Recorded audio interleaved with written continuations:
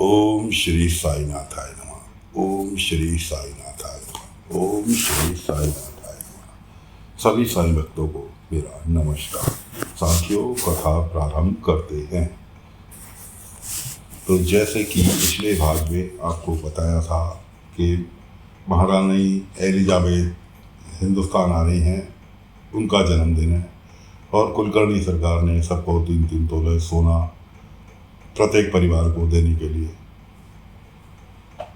बोल दिया कि 3 किलो का मुकुट महारानी को गिफ्ट किया जाएगा और 3-3 तोले सोना तभी दोगे। अब सोना देने की बारी आती है तो गांव वालों के पास, बेचारे गरीब आदमियों के पास कहाँ रखा। तो ये कुलकर्णी की चाल थी अपना कर्जदार बनाने के लिए। जिस पे बेचारे पे था उसने जमा कराया, जिस पे नहीं था उसने मार अलग खाई। कुलकर्णी के कागजों पे अलग साइन 10 अंगूठा लगाया, 5% ब्याज देने के लिए अंगूठा लगाया। मजबूरीवश क्या करें बेचारे गाँव वाले। उधर केशव कुलकर्णी जब दंगे हुए थे, भाग गए थे गांव छोड़ के। अब केशव आता है दोबारा लौट कर, तो सभी बच्चे उसको भगोड़ा कह के उससे बात नहीं करते कि दंगे के टाइम तो भाग गया था, भगोड़ा है।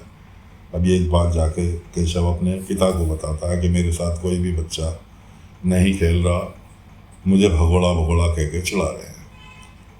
कुलकर्णी कहता है मैं तुझे ऐसी चीज़ मंगा के दूंगा कि उसके बाद सारे बच्चे तेरे आजू बाजू होंगे। बेचारा खुश हो जाता है कि ठीक है पिताजी। उधर कुलकर्णी की बहन जीव का पति वो उसके साथ आ जाता है कि किसी तरीके से इसे मना के वापस गांव ले जाए। लेकिन कुलकर्णी की बहन कुलकर्णी से भी एक हाथ आगे थी, वो कहाँ मानने वाली। कुलकर्णी ने यहाँ तक कि उसको अपने बहनोई को, बहन के पति बहनोई को कहा कि तू आज से मेरे साथ काम करेगा, मेरे यहाँ काम करेगा। हिसाब किताब देखभाल का पढ़ा लिखा बंदा था, बहन उसकी बहन का पति जो था, तो उसको अपने साथ काम में लगा लिया। अब वो बहुत दयालु प्रवृत्ति का बंदा था, पढ़ा लिखा बंदा था, सज्जन बंदा था उसका पति जो था। लेकिन कुलकर्णी की बहन तो कुलकर्णी से एक हाथ आ गई थी, तो उसकी इससे कहानी भी नहीं थी।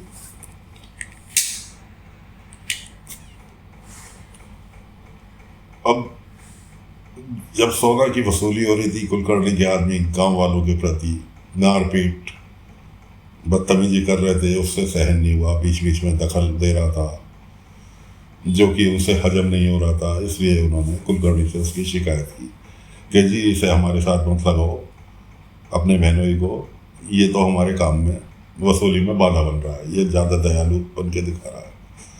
कुलकर्णी ने उसे डांटा, बहनोई को अपने, और उसे दूसरे कार्य में लगाने का इंतजार करने को कहा कि रोक, कभी तुझे दूसरा कार्य देता हूँ।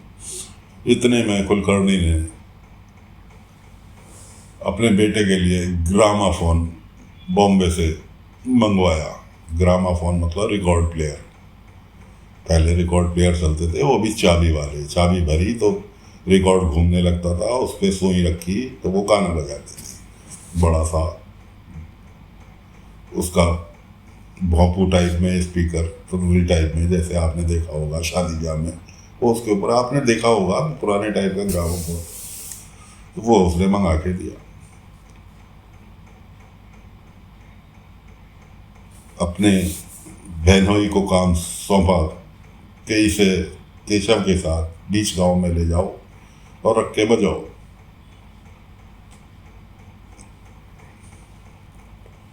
केशव ने उसको, उसके बहनोई लेके चले केशव के साथ और उसे ग्रामाफोन को लाकर, उस टाइम हिंदी गाने तो चलते नहीं थे, खाली अंग्रेजी धुन चला करती थी, क्योंकि अंग्रेजों का राज था। रिकॉर्ड भी आते थे तो इंग्लिश गानों के आते थे, किसी के पल्ले कुछ नहीं पड़ना। लेकिन हाँ, वो म्यूजिक सुन के पब्लिक खुश होती थी। तो ये रिकॉर्ड प्लेयर उसने बीच में लाके, बीच गांव में लाके अपना ग्रामाफोन रखा और उसे बजाना चालू किया। सारे बच्चे इकट्ठे हो गए, सारे ग्रामीण इकट्ठे हो गए, सब अपने अपने काम को छोड़कर वहाँ जमा हो गए। कोई काम पर जाने के लिए तैयार नहीं, कोई काम को जा रहा है तो वहाँ उसका म्यूजिक सुनने के लिए, जुबा देखने के लिए सब वहीं। उधर बाबा के पास एक नया केस आता है कि कोई बेचारा अपनी ससुराल में रहता था, उसके सास ससुर बहुत बीमार थे, लाचार थे, उसके माता पिता संपन्न थे, इसलिए वो अपनी ससुराल में अपनी पत्नी के साथ आ गया। तो गांव वाले उसको चिढ़ाते थे, घर जमाई कहते। होते करते उसे इस बात को चिढ़ लगती थी, वो अपने लड़ाई कर बैठा। लड़ते लड़ते बाबा के पास किस्सा पहुंचा कि जी मुझे घर जमाई कहते हैं, इसलिए हाथापाई हो गई। बाबा ने उपदेश दिया, भाई क्या तुम में से कोई अपने सास ससुर की सेवा कर सकता है? नहीं। ये बेचारा अपना परिवार छोड़ के केवल सास ससुर की देखभाल हेतु यहाँ आ गया, इसने कौन सी बुराई कर दी? क्या सास ससुर इसके माता पिता के समान नहीं है, इसकी पत्नी के माता पिता? तो दोस्तों बाबा ने सीख दी, जैसे तुम्हारे माता पिता वैसे ही तुम्हारी पत्नी के माता पिता, उन्हें अपना समझोगे जब तभी ससुराल के अंदर इज्जत पाओगे। अगर जमाई बन के दिखाओगे तो कुछ हासिल नहीं होगा, खाली दूर दूर से ही खातिरदारी होगी। बाबा ने समझा बुझा के उन्हें टाला। उधर सारे गांव वाले केशव का ग्रामाफोन देखने में व्यस्त, कोई काम धंधे पर नहीं जा रहा, रोजाना का नियम। अब बाबा से रहा नहीं गया, बाबा के पास शिकायत पहुंची, बाबा से रहा नहीं गया। बाबा पहुंचे, केशव का ग्रामाफोन नहीं, सबसे पहले तो बाबा ने वहाँ बस केशव का ग्रामाफोन जाम किया, वो चल के ही नहीं दिया। उधर बाबा ने अपनी बांसुरी निकाली, बजानी चालू की।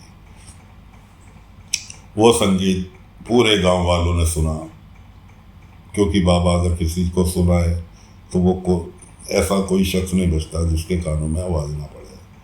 सारे गांव वाले मंत्रमुग्ध की आवाज़ कहाँ से आ रही है? केशव। अब उस आवाज़ को सुन के सारे मंत्रमुग्ध। बाबा आते हैं ग्रामाफोन के पास जहाँ भीड़ इकट्ठी थी। बाबा ने सभी गांव वालों को डांटा कि भाई तुम अपने काम धंधे छोड़ के इस ग्रामाफोन को सुनने के लिए खड़े हो, जिससे तुम्हारा कोई लेना देना नहीं, अपने काम पर क्यों नहीं जाते? वो साईं हमें कुछ नहीं, अपने अपने काम पर जाओ। बाबा ने सबको वहां से भगाया। उसके बाद केशव का साथ कुलकर्णी का जीजा यानी केशव का फूफा जो आया हुआ था, उसने बाबा से माफ़ी मांगी। उसके बाद वो माफ़ी मांगते मांगते ही बाबा का भक्त हो गया, क्योंकि बाबा ने कुछ ऐसी चीज़ों से समझाई कि वो बाबा का भक्त हो गया। अब वो पूरा का पूरा ठंडेरा लेके केशव से भी उसने माफ़ी मांगो, लेकिन केशव तो वचन व्रत था, इसलिए अपने बाप को वचन दिया हुआ था कि मैं साईं से बात नहीं करूँगा, इसलिए केशव ने माफ़ी नहीं मांगी। और यहाँ तक कि केशव के आदमियों ने शिकायत पहुँचा दी कुलकर्णी के पास कि जी इन्होंने साईं ने आके बाजा बंद कराया और उल्टे ये साईं से माफ़ी मांगने के लिए केशव से कह रहे थे। कुलकर्णी ने अपने बहनोई को खूब डांटा फटकारा, कायदे से गाली गलौज किया कि तू मेरी बहन के काबिल नहीं है, ये है वो है, इतना कह के और उसे घर से बाहर निकाल दिया। वो बेचारा अपना सामान उठाकर, बक्सा उठाकर, पहले लोहे के बक्से चलते थे, चल दिया। अब उसे डांट फटकार के निकाल दिया था तो वो चल दिया वहाँ से। उसने कहा सबसे पहले साईं एक भले मानुस दिखाई देते हैं शिरडी में। उसे साईं की लीला के कुछ नहीं पता, इसलिए उसने कहा भले मानुस दिखाई देते हैं, फकीर जरूर हैं, उनसे मिलके चलूँगा गाँव के लिए। पहुँचता है द्वारका माई, अपना बक्सा लेके बाबा को बताता है कि ऐसे ऐसे साईं मैं वापस जा रहा हूँ, मैं जिस कार्य के लिए आया था, उद्देश्य के लिए आया था, वो मेरा पूरा नहीं हो सकता, इसलिए मैं वापस अपने गांव जा रहा हूँ। अब वो जैसे ही बक्सा उठा के, बाबा ने कहा ठीक है जाओ भाई, जैसे बक्सा उठा के चले, उसका बक्सा खुल जाए। फिर बक्सा उठा के चले, फिर खुल जाए, फिर बक्सा उठा के चले, फिर खुल जाए। इस तरह से 10 बार हो चुका। वो परेशान कि मैं बक्सा कपड़े रख के बक्सा बंद करता हूँ, कपड़े फिर वापस गिर जाते हैं। बाबा ने कहा, तुम जब तुम्हारे कपड़े तक जाने के लिए यहाँ से तैयार नहीं है, बिना उद्देश्य की पूर्ति के, तो तुम जिस उद्देश्य से यहाँ शिरडी आए थे, अपने माता पिता को छोड़कर, उसको कैसे छोड़ के जा सकते हो? कि वो तो बहुत बड़ा उद्देश्य था, ये तो सिर्फ कपड़े हैं। तो ये तुम्हारे लिए संकेत है, आगे तुम्हारी मर्जी। संकेत ये है कि मत जाओ, शिरडी में ही रहो, कहीं दूसरी जगह रहो, मत रहो ससुराल में, कहीं दूसरी जगह रहो, लेकिन वक्त का इंतजार करो। जिस उद्देश्य से तुम यहाँ आए थे, वो उद्देश्य तुम्हारा अवश्य पूरा होगा। तो साथियों, जीव का पति कुलकर्णी का जमाई भी बाबा का भक्त हो गया। कथा को यहीं विराम देते हैं, कल फिर हाजिर होंगे आगे की कहानी लेकर। तो साथियों,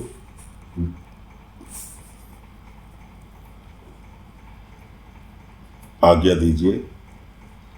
ओम साई राम, ओम साई राम, ओम साई राम, ओम साई।